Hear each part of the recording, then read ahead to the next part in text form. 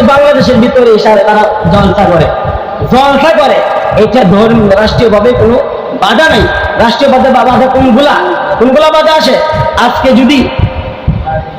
আজকে যদি বঙ্গবন্ধুর যেদিন তার সপরিবারকে হত্যা করা হয়েছে, 15ই আগস্ট হত্যা করা হয়েছে, এই হত্যার দিন কেউ যদি কেক কেটে জন্মদিন পালন করে, তখন ব্যথা লাগে যে আমার বাবা, আমার পরিবারকে এই দিন হত্যা করা হয়েছে, এই জন্য আমার সে যদি কেকের মধ্যে ভুল দেয়, মনে হয় যেন আমার কলেজের মধ্যে ভুল দিতে হয়।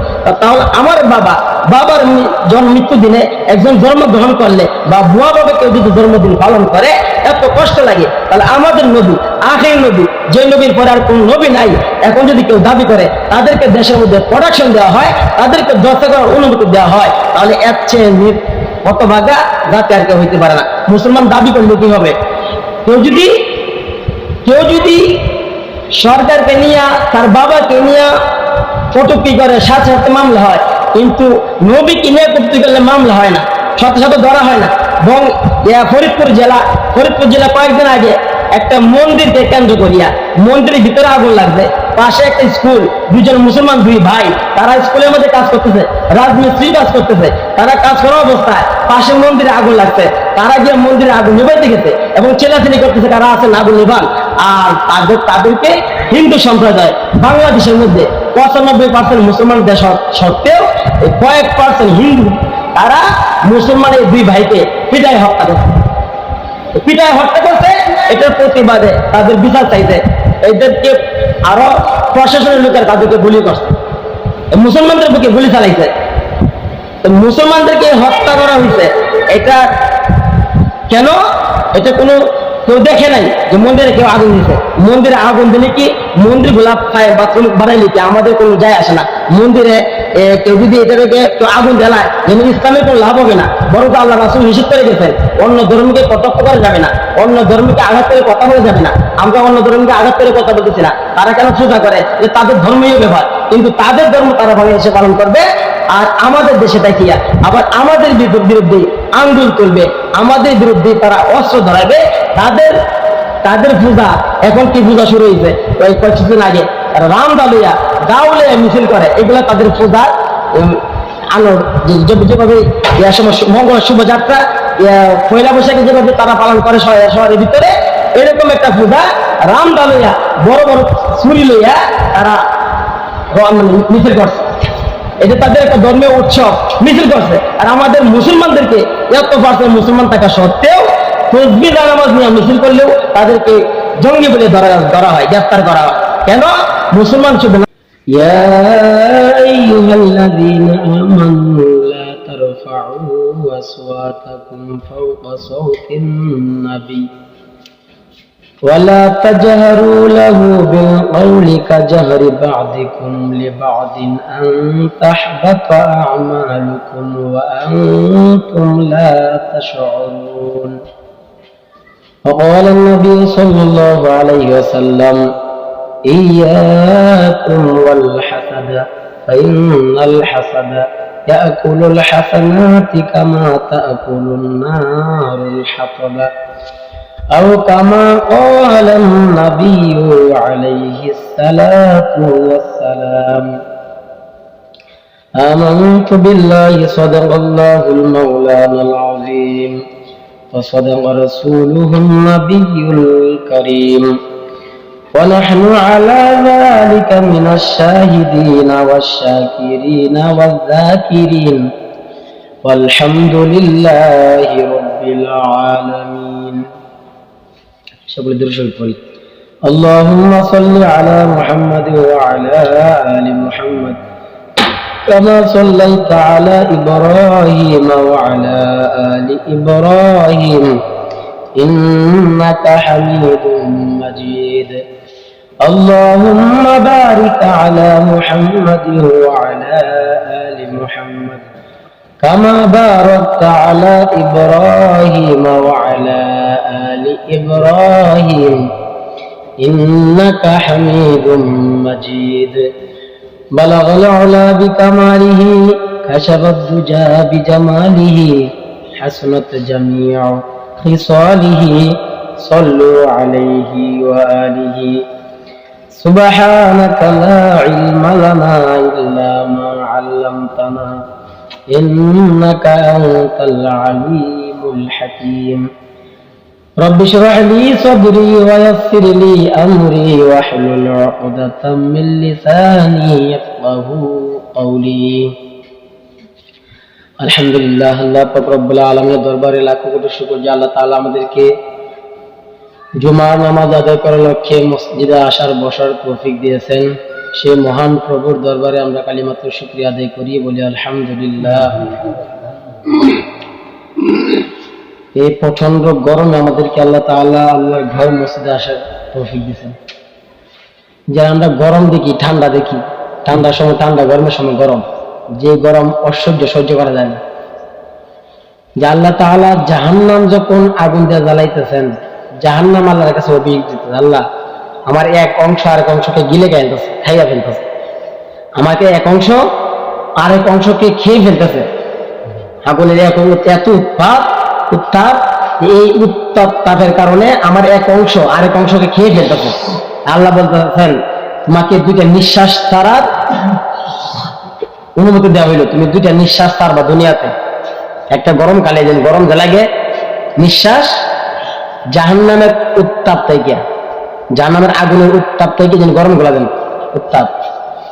এই আল্লাহ তাআলা জাহান্নামকে হুকুম দিয়েছেন, তুমি দুইটা নিঃশ্বাস ছাড়বা, এক দুনিয়াতে দুইটা নিঃশ্বাস ছাড়বা, একটা গরমকালে যে গরম লাগে এটা জাহান্নামের উত্তাপ থেকে, যে আগুন যেন জাহান্নামের আগুনের উত্তাপ থেকে এই গরম গুলা আসে।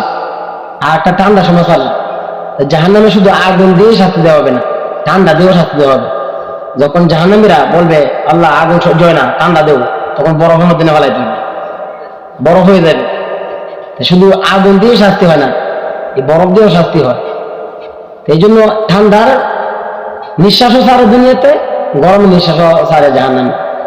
তো এইটা আল্লাহ তাআলার কাছে তারা বলছিল, আল্লাহ তাআলা তাদেরকে বলে দিছে। আজকে যে আয়াত তেলাওয়াত করছি এটা সূরাতুল হুজুরাত। হুজরা তো আমরা বুঝি, ইমাম শব্দ তাকে হুজরা, ইমাম সাহেবের রুম।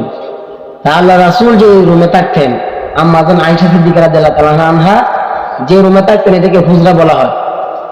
এবং আল্লাহ রাসূলের শেষ নিঃশ্বাস ত্যাগ হয়েছে ওই আয়েশা রাদিয়াল্লাহু তাআলা আনহার রুমে।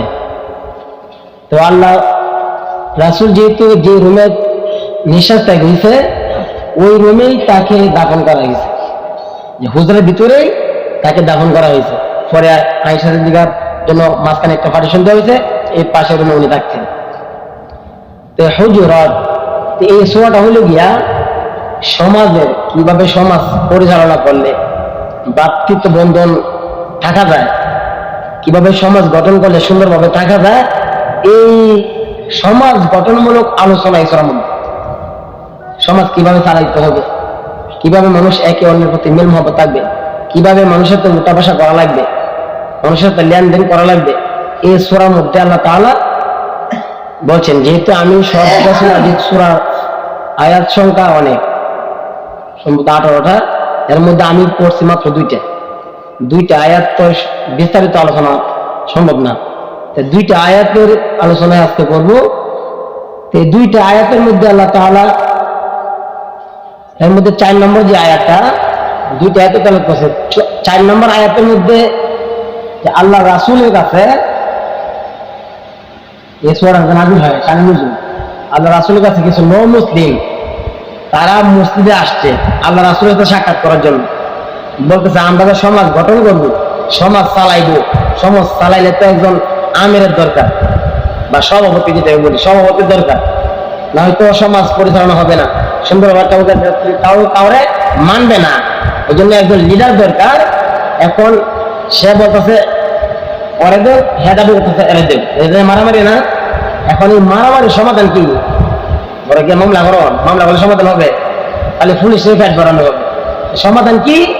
এটা ধর্মীয়, যেহেতু ধর্মীয় বিষয়, এটা অন্য এলাকায় যারা ধর্মীয় দেশ যারা সমাজ যারা পরিচালনা করে, বা অন্যান্য সমাজের মধ্যে যারা আমির আছে তারা কিভাবে পরিচালনা করে, বিজ্ঞ যারা আলেম তাদের পরামর্শ নেওয়া যায়। আমাদের এই সমাজের মধ্যে একজন লিডার দরকার, আপনি এটা ফয়সালা দিয়ে দেন, তারে সভাপতি বানানো যায়।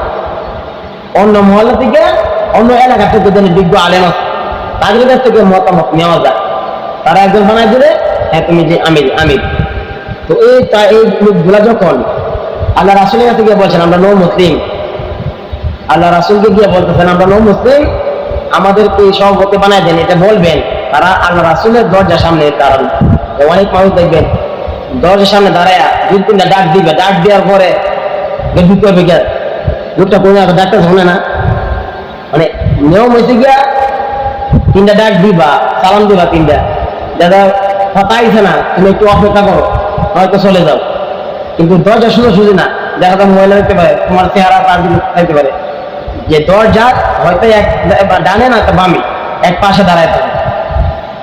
তো দাঁড়ায় থাকার পর অপেক্ষা করো, হয়তো তার এমন হালত আছে তোমার সাথে সাক্ষাৎ করা উপযোগী না, এমন আছে তার ফরজগুলো হইতে পারে, সে গোসল করিয়া তাকে একটা সময় দাও, তোমার সাথে সাক্ষাৎ করবে। কিন্তু তারা কি করলো, ওই মোহাম্মদ, ওই মোহাম্মদ, তারা মোহাম্মদকে ওই মোহাম্মদ মোহাম্মদ করে ডাকতেছে। তো এই ব্যাপারটা আল্লাহ রাব্বুল আলামিন পছন্দ করে নেন। নবী ভূমির ভিতরে আছেন, আর তারা গিয়া তারা যেহেতু অমুসলিম, নো মুসলিম হইতে, আগে অমুসলিম ছিল, তারা নো মুসলিম হইতে। এখন একটা লোক যদি 2-3 দিন আগে মনে করেন মুসলমান হইছে, সে তো ইসলামের সব কিছু সে জানবে না, ইসলামের যে শিষ্টাচার আদব কায়দা এগুলো জানবে না। এই জন্য তার ভিতরে এখনো তার ইসলামের পরিপূর্ণভাবে শিষ্টাচার ফয়দা হয় নাই, আদব কায়দা ফয়দা হয় নাই। এই জন্য আল্লাহ রাসূল এই ব্যাপারটা হে মোহাম্মদ, ও মোহাম্মদ এদিকে আসো। তখন আল্লাহ রাব্বুল আলামিন বলতেছেন ইন্নাল্লাযীনা ইউআদুনাকা মিন ওয়ারাইল হুজুরাতি আকতারুহুম লা ইয়ালামুন। আল্লাহ রাব্বুল আলামিন বলতেছেন যারা ইন্নাল্লাযীনা ইউআদুনাকা মিন ওয়ারাইল হুজুরাতি, হুজরার ভিতরে আল্লাহ রাসূল আছেন, যারা আল্লাহ রাসূলকে ডাকতেছে এরা অধিকাংশ মানুষই অজ্ঞ, এরা বুঝে না আল্লাহ রাসূলকে কিভাবে সম্বোধন করতে হবে, কিভাবে ডাকতে হবে, অজ্ঞ, ওরা বুঝে না। এই জন্য মানুষের বাড়িতে যাইলে আমাদেরকে কিভাবে ঢাকাঢাকি করাটা, সালাম দেওয়া, 3টা সালাম দেওয়া, পরে না উত্তর আসা চলে আসা, না বলে গিয়ে হুট করে ঘরে ঢুকা যাবে। প্রথম আয়াত তেলাওয়াত করছি, আল্লাহ রাব্বুল আলামিন প্রথম আয়াতে বলতেছেন ইয়া আইয়ুহাল্লাযীনা আমানু লা তুকদ্দিমু বাইনা ইয়াদাইল্লাহি ওয়া রাসূলিহি। আল্লাহ রাব্বুল আলামিন বলেন, ও ঈমানদারের দল, লা তুকদ্দিমু বাইনা ইয়াদাইল্লাহি ওয়া রাসূলিহি, আল্লাহ এবং আল্লাহর রাসূলের কোন বিষয়ে তোমরা অগ্রসর হইও না, আগে বাড়িও না। আল্লাহ রাসূল এবং আল্লাহ কোন সিদ্ধান্ত দিতে চাইলে বা তাদের কথার মধ্যে তোমরা অগ্রসর হয়ে কোনো কথা বলিও না বা কোনো কাজ করিও না। এটা শিষ্টাচার, যে সমাজ পরিচালনা করাও। মনে করেন মুরব্বীরা মানা, কিভাবে মানবে, যে আল্লাহ রাসূল মুরব্বী, সমাজের মধ্যে মুরব্বী আছে, মুরব্বীদেরকে কিভাবে মানা। বাজারে গেলেন, একজনে একটা জিনিসের দাম করতেছে, এটার দাম কত, এই মাছটার দাম কত, সে দামাদামি করতেছে, এই মুহূর্তে আপনাকে দাম চাইতে পারবেন, কত দিবেন, হ্যাঁ তো দাম দর করতেছে, 150 টাকা দিবেন, হ্যাঁ করতে 180 লাগবে। মাছ ওরা বলতেছে 180 লাগবে, আপনি যে বলতেন 150 টাকা দিবেন, এর মধ্যে হ্যাঁ 170 টাকা লাগে। এটা আল্লাহ রাসূল নিষেধ করছে, যেহেতু তার সাথে কোনো কথা শেষ হয় নাই। হ্যাঁ 150 টাকা বলছে, 180, সে তো আরো 20-30 টাকা বাড়াইতে পারে, তার তো কথা শেষ হয় নাই। এই জন্য আল্লাহ রাসূল বলছেন এর কথার ভিতরে তোমার কথা ঢুকাইবা না। তার মানে দর দাম করা শেষ হইলে সে তো চলে আসবে না, মাছ নিবে না, 150 টাকা না হইতো না, 70 টাকা লাগবে না, হইতো না, সে চলে গেছে, তখন কি আপনি জিজ্ঞাসা করতে পারবেন, আচ্ছা দেবো 70 টাকা দেবে, 60 টাকা দেবে।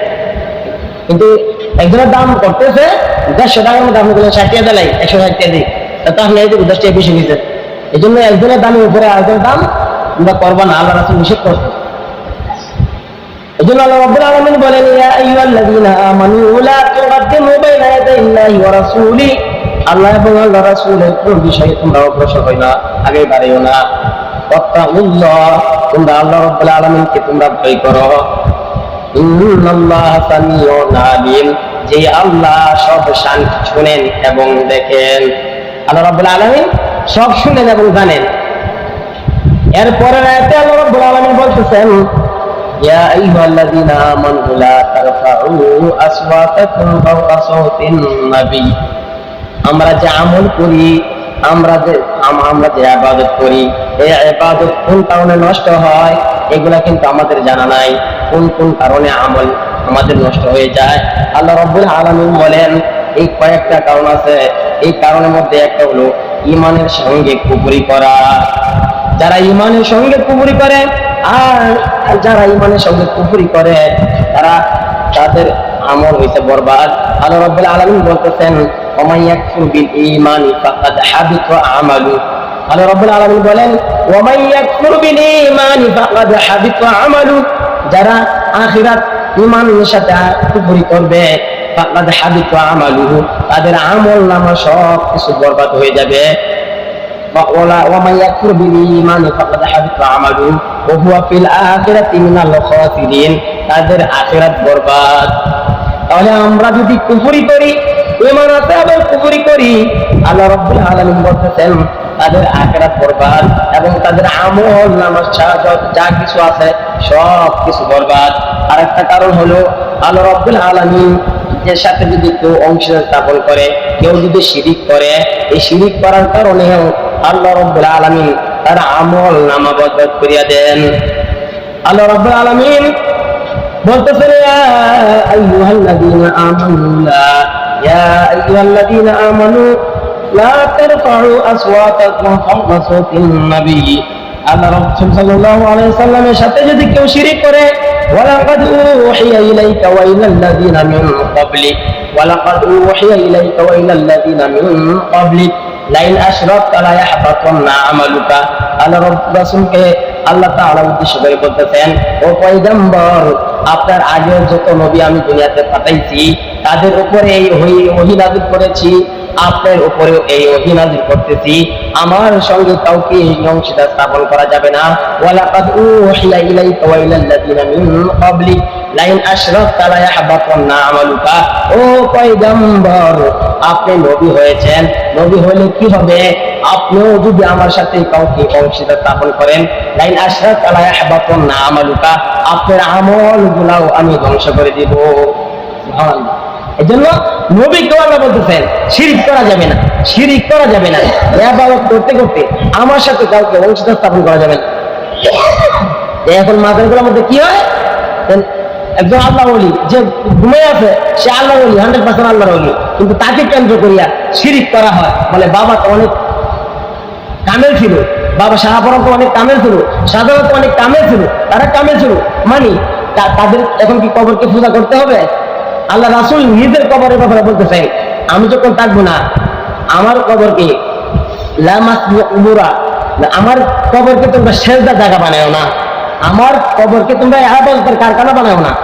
কবরকে কেন্দ্র করিয়া ইবাদত করা যাবে না, রাসূলের কবরকেও ইবাদত করা যাবে না। সে এখন যদি কোনো আল্লাহর ওলি কবরকে কি ইবাদত কারখানা বানানো যাবে, সেজদা করা যাবে? সেজদা করলে এটা শিরিক হবে। আল্লাহকে বাদ দিয়া অন্য কোন মাখলুককে সিজদা করলে এটাই শিরিক হবে।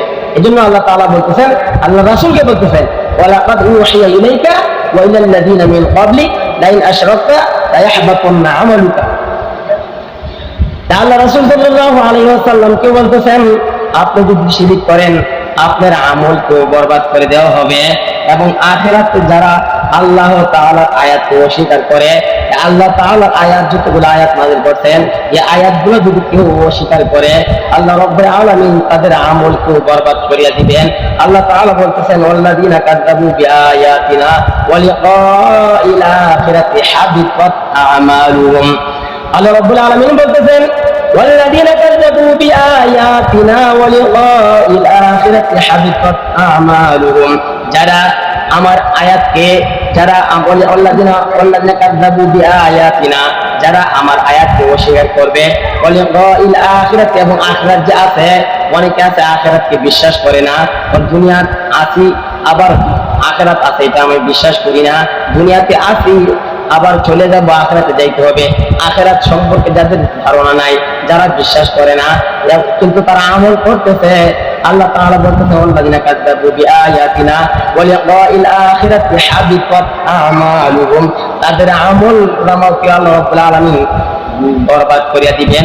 হাল ইউজাউনা ইল্লা মা কানু ইয়ামালুন।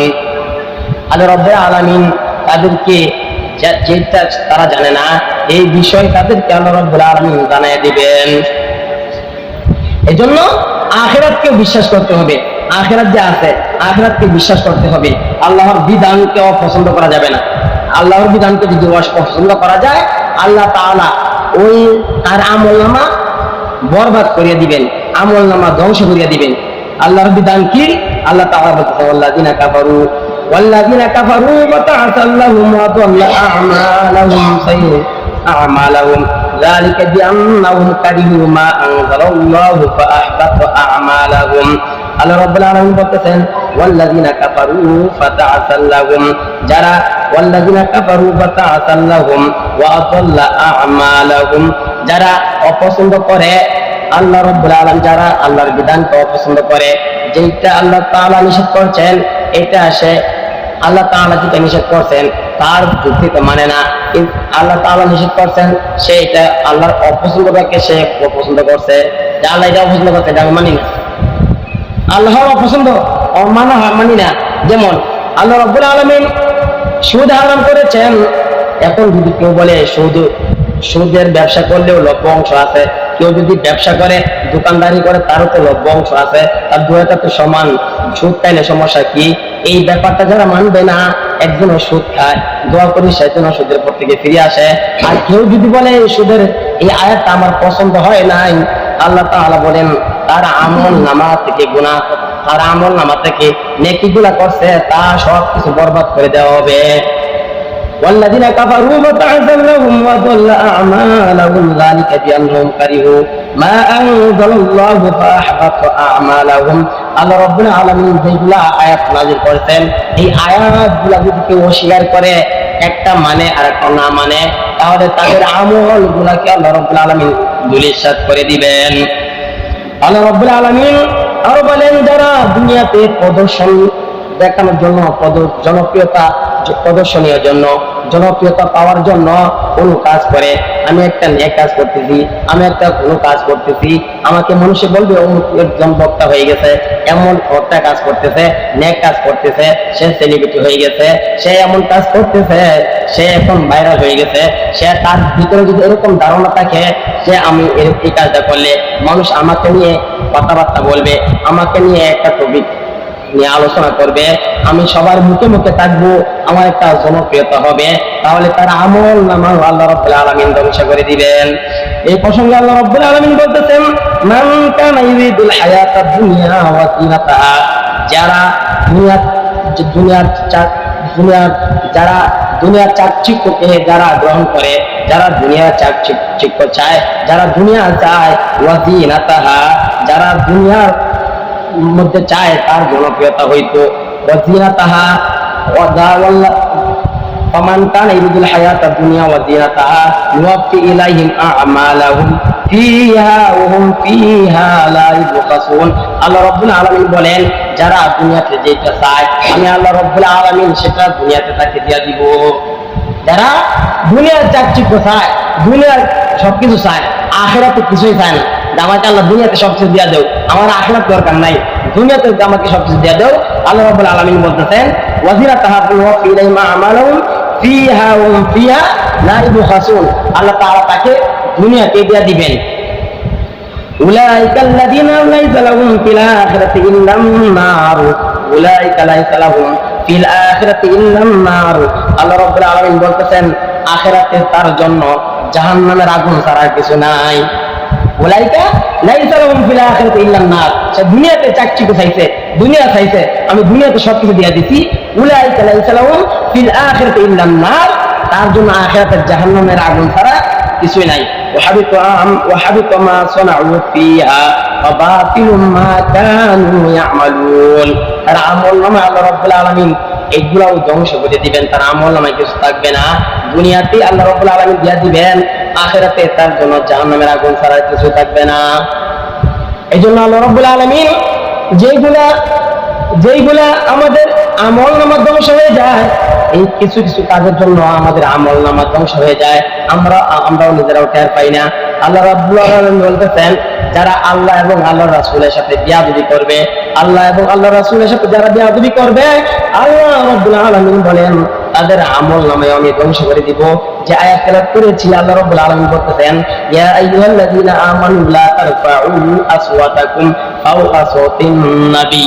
এই আয়াত যখন আল্লাহ রাসূল সাল্লাল্লাহু আলাইহি ওয়াসাল্লামকে আল্লাহ তাআলা উদ্দেশ্য করে বলতেছেন, ও ঈমানদারের দল, আল্লাহর রাসূলের সামনে যখন তোমরা কথা বলবা, আল্লাহর রাসূলের আওয়াজে তোমাদের কণ্ঠের আওয়াজ যেন বেশি না হয়। তোমাদের কণ্ঠের আওয়াজ যদি বেশি হয়ে যায়, ইয়া আইয়ুহাল্লাযীনা আমানু লা তারফাউ আসওয়াতাকুম ফাওকা সাওতিন নাবিয়্যি ওয়া লা তাজহারু লাহু বিল কাওলি কাজহারি বা'দিকুম লিবা'দিন। তোমরা একে অন্যের সাথে যেভাবে মোটা গলায়, জোর গলায় কাপড়ের সাথে কথা বলো, এমন ভাবে যদি আল্লাহ রাসূলের সাথে কথা বলতে চাও, তোমার আওয়াজ যদি রাসূলের আওয়াজের সাথে বেড়ে যায়, ফায়াহবাতু আমালুহুম। লা ইয়া আইয়ুহাল্লাযীনা আমানু লা তারফাউ আসওয়াতাকুম ফাওকা সাওতিন নাবী ওয়া লা তাজহারু লাহু বিল কাওলি কাজহারি বা'দিকুম লিবা'দিন আন তাহবাতু আমালুকুম ওয়া আনতুম লা তাশউরুন।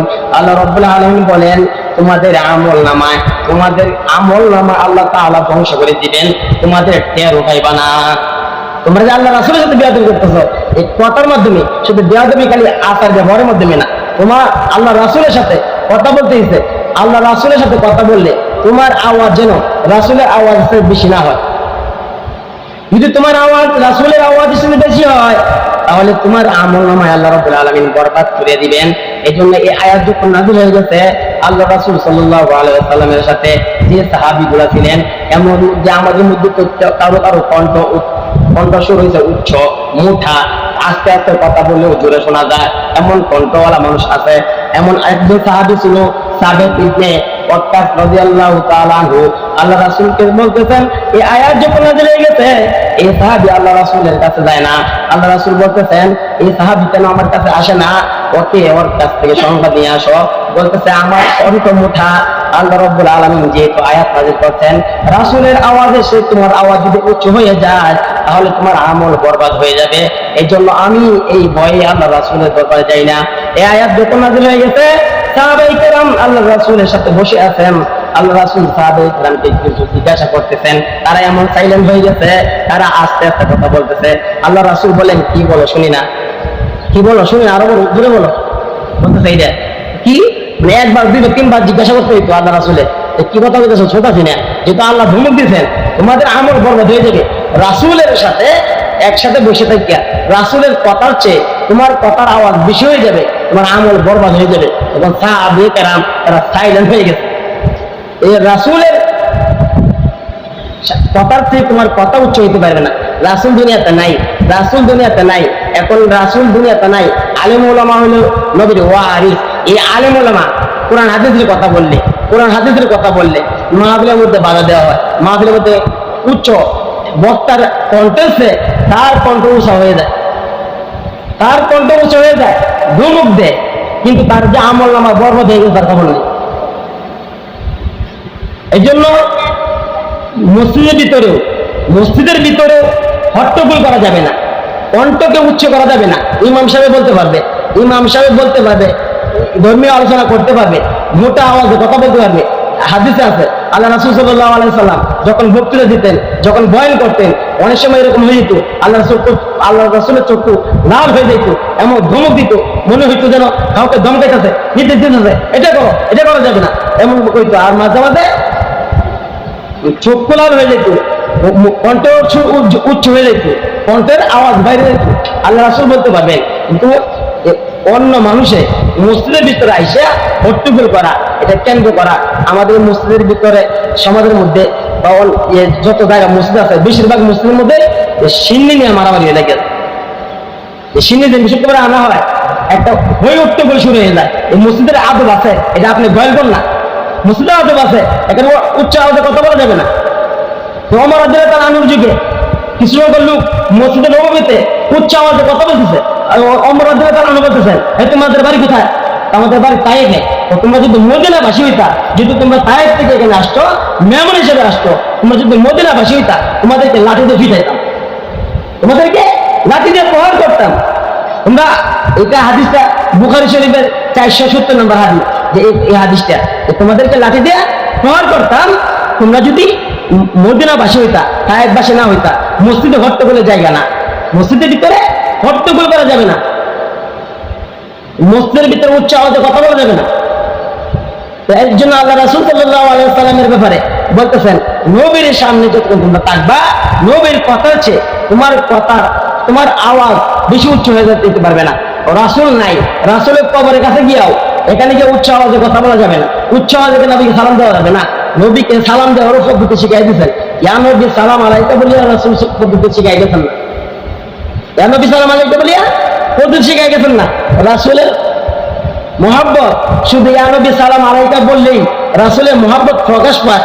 বছরে একবার এইগুলা মানে বলতেই হবে। যারা দাঁড়ায় পড়ে না তারা কাফের, তাদেরকে কাফের বলা হয়। আর যারা দাঁড়ায় পড়ে তারা হচ্ছে গিয়া আশিক রাসূল, সত্যিকার আশিক।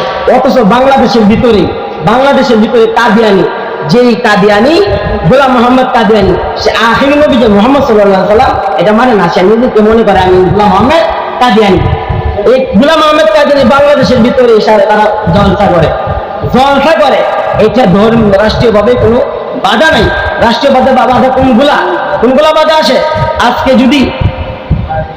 আজকে যদি বঙ্গবন্ধুর যেদিন তার সপরিবারকে হত্যা করা হয়েছে, 15ই আগস্ট হত্যা করা হয়েছে, এই হত্যার দিন কেউ যদি কেক কেটে জন্মদিন পালন করে, তখন ব্যথা লাগে যে আমার বাবা, আমার পরিবারকে এই দিন হত্যা করা হয়েছে।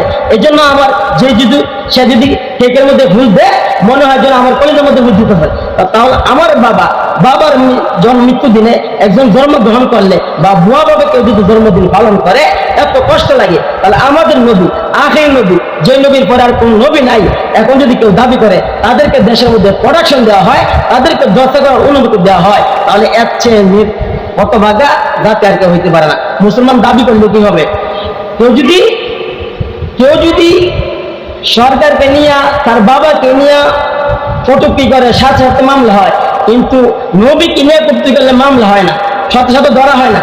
এবং ফরিদপুর জেলা কয়েকদিন আগে একটা মন্দিরকে কেন্দ্র করিয়া মন্দিরের ভিতরে আগুন লাগছে, পাশে একটা স্কুল, দুজন মুসলমান দুই ভাই, তারা স্কুলের মধ্যে কাজ করতেছে, রাজমিস্ত্রি কাজ করতেছে, তারা কাজ করা অবস্থায় পাশে মন্দিরে আগুন লাগছে, তারা গিয়ে মন্দিরে আগুন নিভাইতে গেছে এবং চেলাচেলি করতেছে, কারা আছেন আগুন নিভান।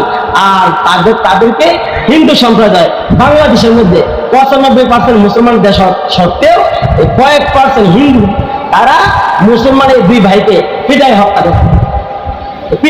করছে।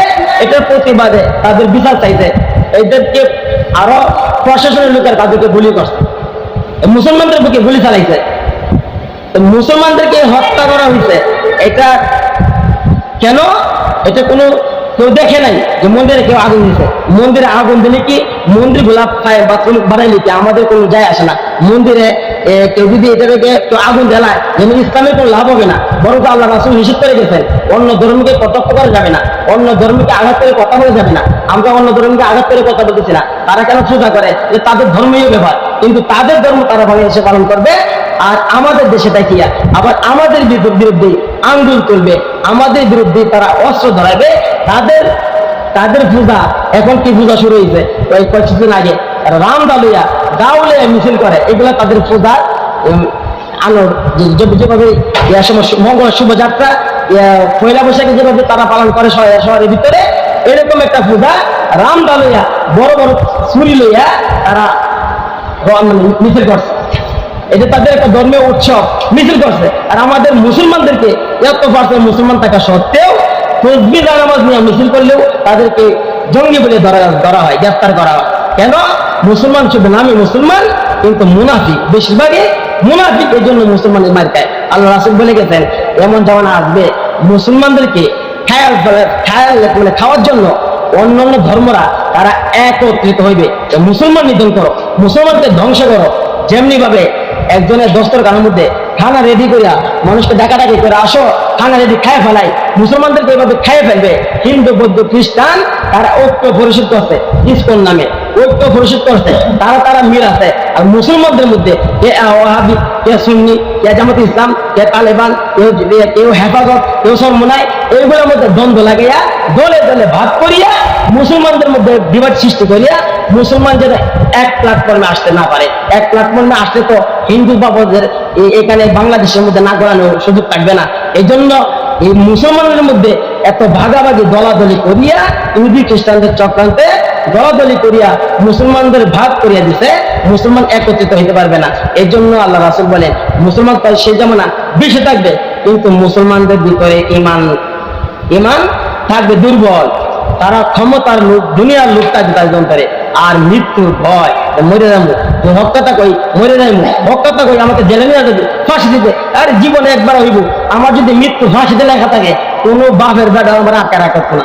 আর যদি আমার ফাঁসি না থাকে কোনো সরকারের বাপ যদি কবর থেকে উঠে আমার ফাঁসি দেওয়ার থাকতো। এটা মৃত্যু আল্লাহর হাতে লেখা, আল্লাহর হাতে লেখা কিভাবে তার মৃত্যু হবে। জেলখানা বা যদি আমার ফেটে থাকে, আমি এখানে রাজপ্রাসাদে বসেও আমি বসে থাকতে পারবো না, আমাকে জেলখানা দায়িত্ব হবে। যার যেখানে মৃত্যু সেখানে হইতে, তার রিজিকে তাকে এখানে টাইনে নিবে। এই জন্য সঠিক কথা বলা, হক কথা বলা, যতদিন বাঁচে থাকা হক কথা বলা, সিংহের মতন হক কথা বলিয়া 1 মিনিট বাঁচাও ভালো, আর সিগারের মতন 1000 বছর বাঁচা, মুনাফিকের মতো 1000 বছর বাঁচাও ভালো না। যে কথা আমরা শুনলাম প্রত্যেকে আমি রসুল করি।